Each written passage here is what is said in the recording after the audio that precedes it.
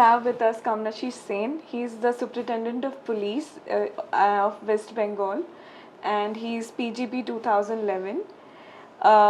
He's right now the SP of Hooghly Rural District. He has worked on very important issues like human trafficking, mob violence, industrial conflicts, and he's received awards for the work that he's done. Congratulations, Kamanasish. Thank you so much, ma'am. Winning the award. How has IIMA shaped your career? Couple of things.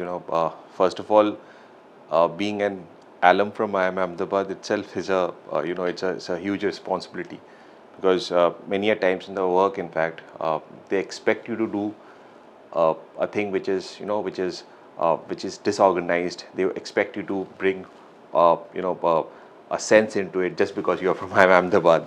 So and IIM Ahmedabad has given me a lot. It has taught me the sense of being punctual. 8:59 means 8:59. It cannot go to 9. As the deadlines happen at the campus. Secondly, the high ethical standards at IIMA, that has really helped me, because throughout our PGP 1 or PGP 2, you're caught copying, you're simply given an F. There's no other chance. So these aspects, a sense of duty, high ethical standards, and obviously an analytical approach. This is where these have been my greatest takeaways from IIM Ahmedabad, which I use in my day-to-day work in policing. And IIMA is a management school, but doing public services, taking part in IPS is something which is unconventional. So what made you choose this path? I always wanted to do something which creates an impact at the grassroots. And to this day, I'm very proud of the fact that this service, in fact, the police service, the work which I am doing, whatever work I do, it impacts the person, the public, at the very ground level. I do believe that when they are distressed, two people whom, as a person, whom you would really avoid is, number one, the police, and second is the doctor. Until and unless someone is in distress, he would never go to the police. So people who come to me, people who come to the police, definitely they have a lot of problems, and solving the problems, helping them, you can actually make a lot of difference at the grassroots level, and that is what actually propels me to to keep going. So that is how. And obviously IIM Ahmedabad, it's it's a management school. It's not just a business school. So there's so many so many courses over the wide spectrum of PGP 1 and PGP 2, which is not just business, but it is also about public policy. It basically gives you a an analytical approach to whatever work you're doing. For example, our professors would used to say, don't give globe statements, which is very common in IIMA lingo. So even in police, even in meetings, even in conferences, wherever we are talking, that is always in the back of the mind, that I have to substantiate anything which I say with data. So this is something which IIMA has given me as has actually, what should I say, it has gone into my DNA now. So whenever I ask, please give me the data. So that comes through the the rigor of IIMA's 2 years of academics which we had in the campus. And what are the skills that you need to be like a successful IPS officer? To be very honest, I do not know that I'm still a successful IPS officer, but I would say the most important skill set which is required is, number one, courage. I quote one of my favorite officers, my present DGP sir. He also says the same thing: courage. In police, everyone, you see a policeman in the movies. You have this idea of a policeman to be fit, to be to have whatever all those physical dimensions. But to my understanding, a policeman or a woman, it's a gender neutral term which I'm using, a police personnel, he can be lean and thin, or he can be healthy, or anything, a real policeman or a policewoman, if he or she has the courage, he can be successful. And number two, the most important, a sense of duty. It's called as the Indian Police Service. It's not a job, it's a service at the end of the day. So I think if these two things are there in the back of the mind or wherever we are working, I think someone can be actually successful in whatever policing they are doing. And your role also involves taking decisions, tough decisions, which are sometimes at conflict with what the community wants, maybe sometimes the politicians in that area. How do you deal with these kind of difficult situations? There are day to day, there are many tough, difficult, tricky situations, but I do believe and that the rule of law should prevail. And to be very honest, if you talk about you talk about a section of people or you talk about politicians or anyone, they know that an upright officer would never ever take a decision which is not in accordance with the law.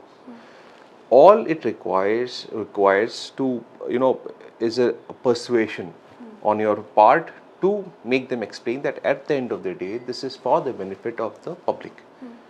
And this is what needs to be convinced. And I keep going back to to the IIMA case studies. I still remember my PGP one case study, which was about watermelon and the seeds. It was a negotiation class, and one of the group wanted the watermelons, I mean the pulp of the watermelon, and the other group wanted the seeds. But both of the groups, they did not know that what actually they wanted. So so that is still fresh in my mind, and I keep going back to it, that what does each of the group or each of the stakeholder want. That is very important to understand, and then convincing or persuading them that for me, for an upright officer, upright police officer, he or she would never ever do anything which is not in accordance to the law, and then going about it. And many a times we have been successful. In fact, most of the times we have been successful in convincing the public or the different groups of people. And in your career, you've taken a lot of initiatives which are community linked, like paying for free coaching of medical and engineering students, and many such. So, can you talk about some of your initiatives and what made you? Sure, I'll do that. In fact, see, all these aspects, it is also a part of community policing. Through all these, we try to get closer to the community. That police is not just about using the danda. Police is not just about enforcement. Yes, enforcement is our bread and butter. Enforcement is our main job, I would say. But then that is not, I mean, our profession goes far beyond it. So these are all part of community policing initiatives where, for example, I'll just take some of the examples. For example, in my district of, in the district of Purva Bardhaman, where I was SP for 2.5 years, there, during the COVID times, we found out that the artisans, say the Dokra artisans, wax metal, they actually found it very difficult to sustain themselves. So, and again, then we decided, I talked to a lot of people that what can be a good solution, because we found out that the middlemen, they used to charge a whole lot of money, and actually the artisans, they got peanuts actually. So, there again the skills of, you would say, Ahmedabad also came into it, that we got into a concept, again, the direct selling concept. We opened an emporium which is still running in the district, where all the artisans, various artisans, indigenous artisans of the districts, they come, and whatever price is being quoted by them is only a 2% establishment charges, and the entire benefit goes to them.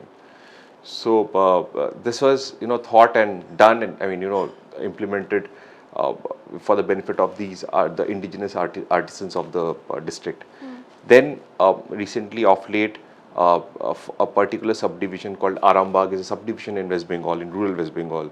There we started a program called Snehar's Posho. Snehar's Posho is a Bengali word, means a touch of love. This is for the elderly persons. What we did is we just started this program in the municipality area of Arambagh subdivision, where we made a database of all the old persons who are living alone. I mean, usually what happens, their children, they grow up, they have to move to different cities or even countries, and the old old persons, they have to stay alone. So we first made a database of all the persons staying there in the municipal areas of 65 years and above.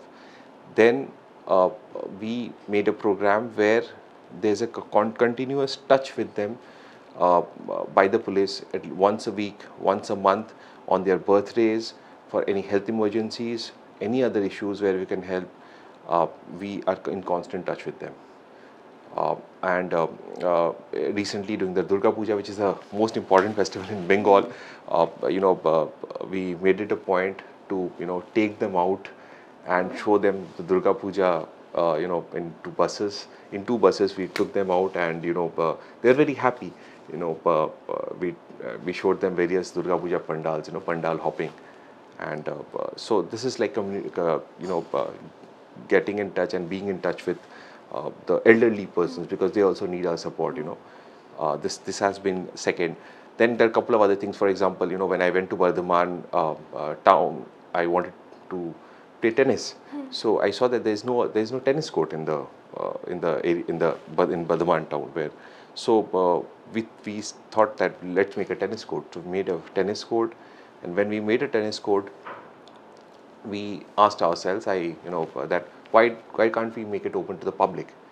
So what we did is, the tennis court has been open to public. I think 300 rupees is the coaching fees.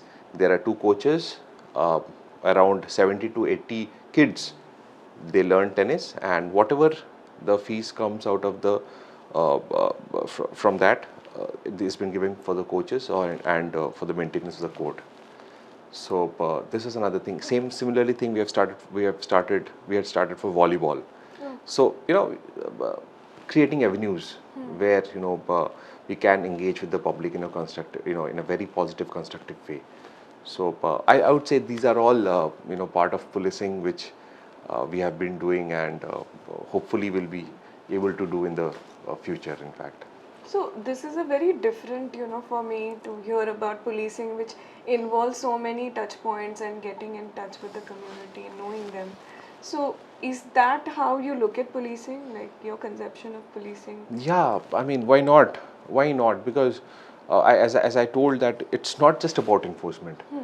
It is also about making people realize that police is not their enemy. We are not their enemy. We are there to help the public. We are there to facilitate many things for the public. You can, we are there. We are beside them. We are always with them. So the tagline of West Bengal Police, many a times we always say that pashe achi, pashe thakbo, like always besides you. So so someone who is always there besides you cannot always enforce. We are there as a friend. If you need anything, if there is something which concerns you, because I firmly believe that anyone who goes to the police station, police or the doctor, he or she would be in distress, and he or she needs help. So let's make it. There are so many, for example, why community policing? You see, there are crimes, over the period of years, there have been crimes against women, where they have not come out and expressed themselves, and they did not even do a complaint, did not do an FIR, because there's a lot of baggage, hesitation of coming to the police.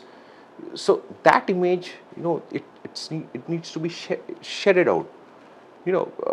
So that if any crime has happened, that person should be able to come and talk to the police. For example, in any crime against women, the recording is being done by a female police officer or a police personnel, so that individual is, they can open up and talk freely about it.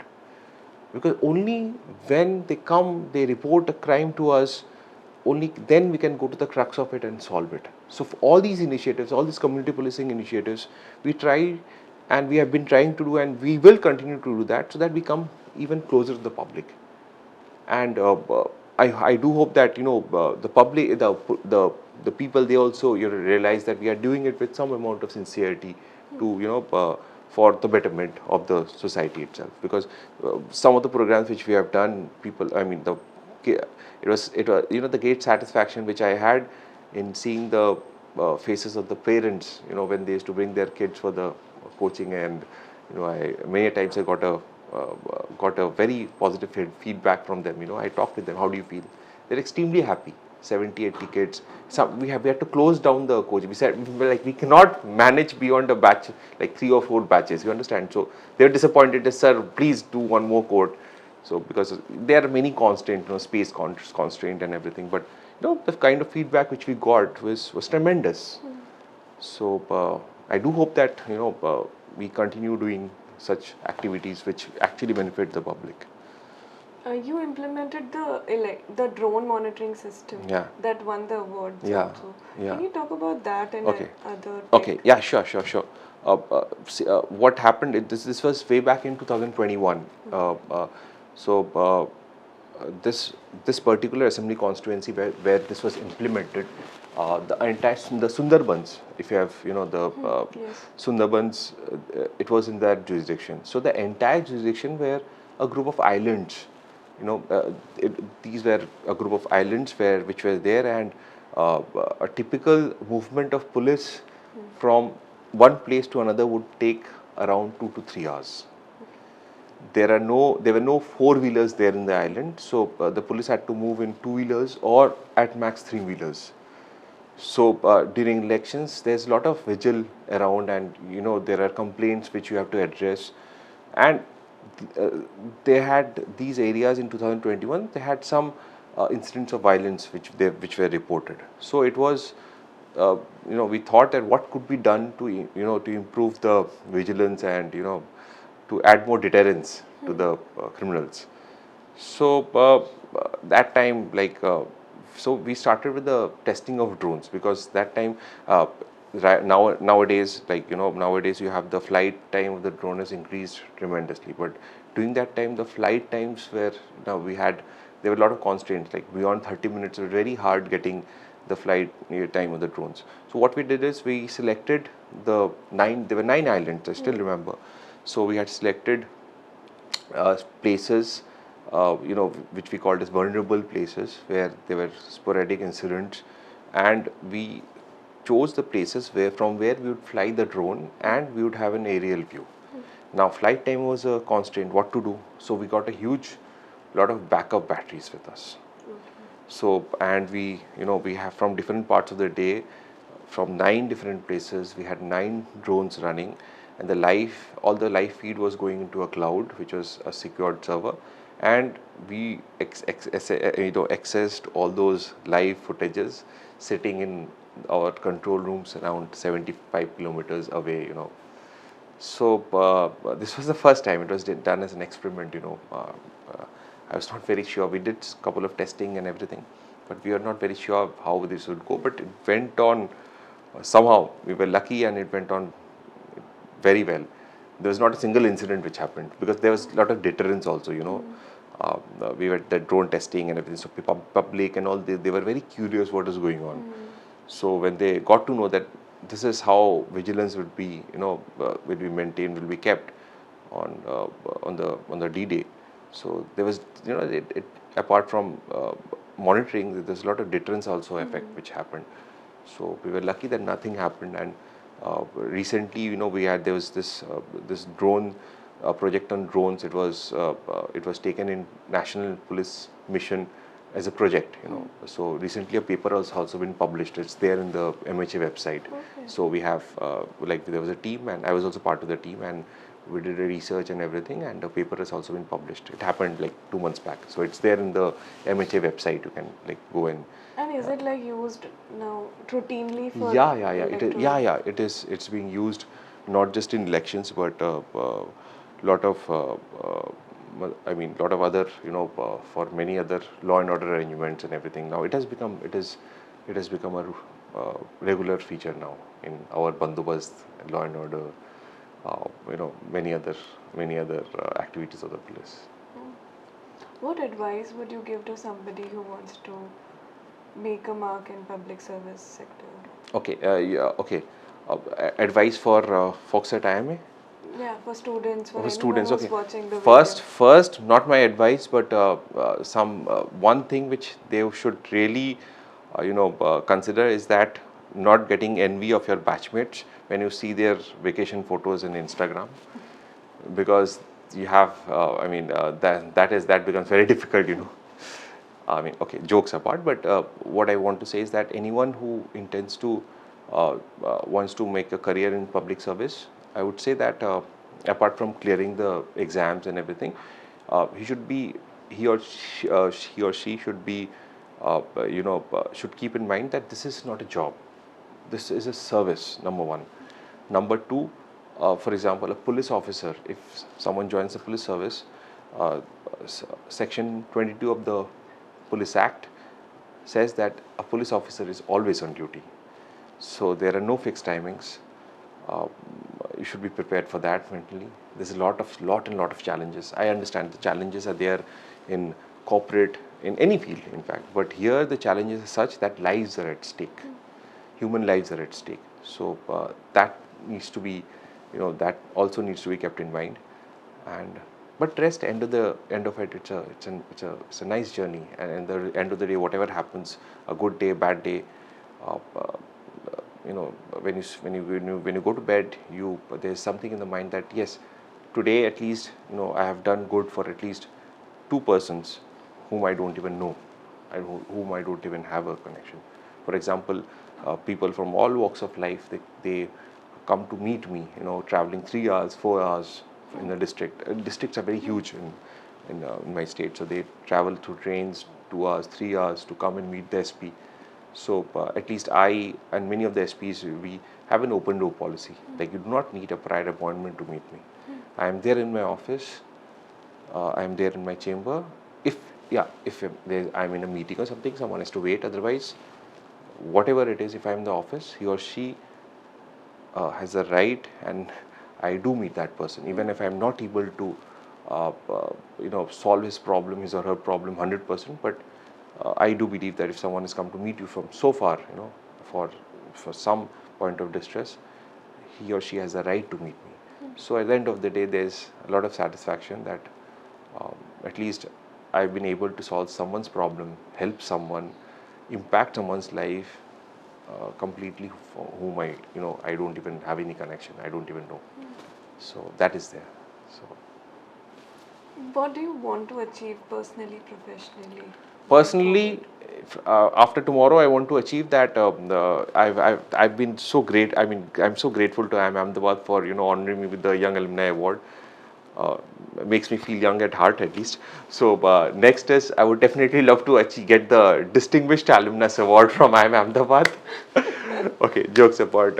What I want to do is that increase my skill set, because as I've been continuously busy over this period of years, I love reading. I do have a habit of reading even at campus. So I have not been able to read continuously. So read some good books definitely, and increase my skill set. Which because I do believe in IIM Ahmedabad also, professors were always they used to tell us that you should not get stagnant. You should always keep improving your skills. So that is one thing which I really want to do. And apart from that, obviously, as I said, I'm definitely looking forward to the day when I would win the Distinguished Alumnus Award of IIM Ahmedabad. Thank you so much for speaking to us. Thank you so much, ma'am, for having me here. Thank you. Thank you. Thank you.